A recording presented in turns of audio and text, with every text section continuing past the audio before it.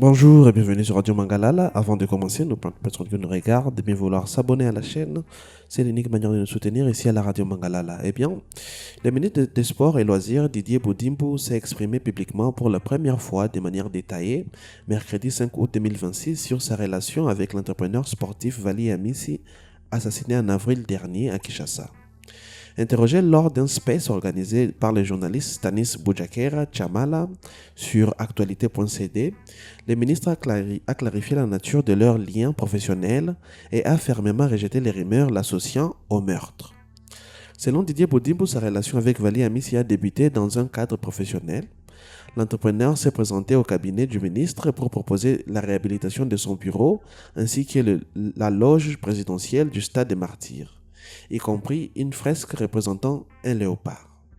Ce premier marché d'un montant inférieur au seuil nécessitant l'approbation de la Direction générale de contrôle des marchés publics a été accepté. Le ministre a indiqué avoir voulu donner sa chance au jeune entrepreneur afin d'évaluer ses capacités. Dans le cadre de cette collaboration, Vali Amissi aurait ensuite adhéré au parti politique du ministre, l'AVC, séduit par son engagement auprès de la jeunesse, selon les déclarations de Didier Boudimbo. Concernant les marchés plus importants de la réhabilitation de la pelouse du Stade des Martyrs, le ministre a été catégorique. Vali Amissi n'a pas servi d'intermédiaire. Le ministre a traité directement avec l'entreprise sud-africaine chargée des travaux sur instruction de sa hiérarchie. Un contrat avec Vali Amissi existait, mais son approbation n'est intervenue qu'après le décès de l'entrepreneur. Didier Boudimbo a précisé avoir informé la famille de la victime de ces points. Il a également évoqué un mécanisme de préfinancement avec d'autres membres du gouvernement pour avancer les travaux avant les déblocages de fonds publics.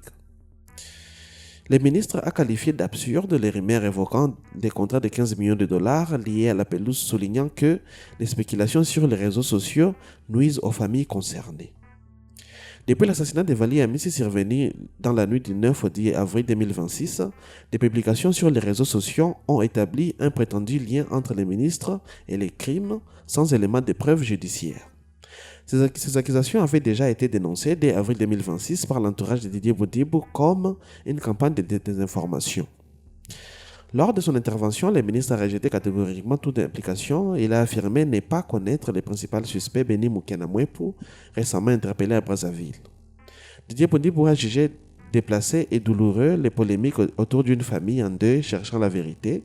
Il a dénoncé un tribunal médiatique et populaire où les réseaux sociaux se substituent aux institutions et a choisi de ne pas s'attarder davantage sur des rumeurs qui qualifient d'infondées, estimant que l'enquête judiciaire établira la vérité.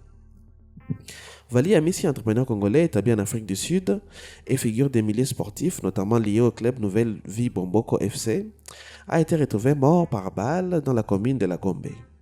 L'enquête a conduit à l'identification de Beni Mukenamwepu comme principal suspect. Celui-ci était arrêté début août 2026 à Brazzaville dans le cadre d'une coopération judiciaire et son transfert vers Kinshasa est en cours. Des éléments d'interrogatoire diffusés sur les réseaux sociaux font état de déclarations selon lesquelles les suspects auraient agi sur instruction sans que les noms des commanditaires aient été officiellement confirmés par la justice. Les dossiers restent en cours d'instruction. Le ministre de la Justice, Guillaume Ngeffa, a rappelé la présomption d'innocence et l'importance d'une enquête sereine.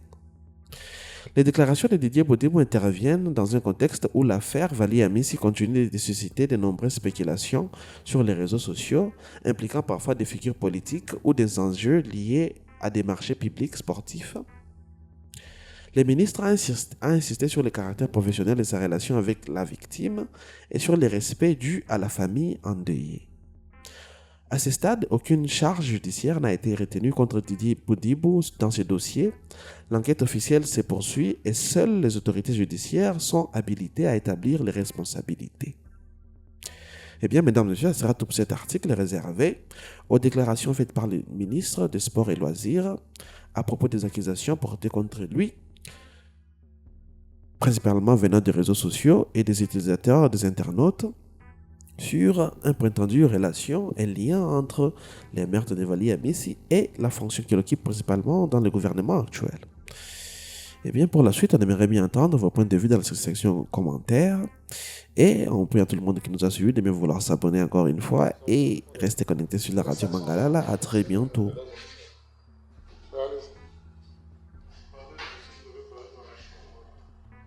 Non, parlons d'abord des vrais faits. Le gars s'appelait comment? Valère. Valère Amissi. Ouais, tu as dit que tu as tué avec une arme, c'est de quelle catégorie? Un peu maca ou un peu? Je ne sais pas, on m'avait juste donné ça. Hein? Je ne suis pas spécialiste en armes, on m'avait juste donné ça. Qui t'a donné l'arme pour tuer? J'ai peur de parler parce que ces gens-là... Tu n'as pas peur, tu es à la police ici. Tu es dans mon bureau. Pour ma famille à qui? Parce que ces gens là-bas, ils Je n'envoie pas les images là. Ils seront des gens de... Moi, le but était juste de l'amener dans l'appartement. Et il y avait des gens bien avant. Vous avez dit que vous allez tuer avec un peu maca quand vous dites ça. Je veux vous le confirmer. Oui. Ouais. Et après, qu'est-ce qui s'est passé? Il a été enterré où? Non, il n'était pas enterré. Moi, je ne sais pas. Quand les gens sont venus, ils ont pris... Ils ont pris le corps. C'était sur instruction? Oui. C'est comme ça, vous avez agi sur instruction? Oui, sur instruction. Quelqu'un de très haut placé. Quelqu'un de très haut qui vous avait instruit?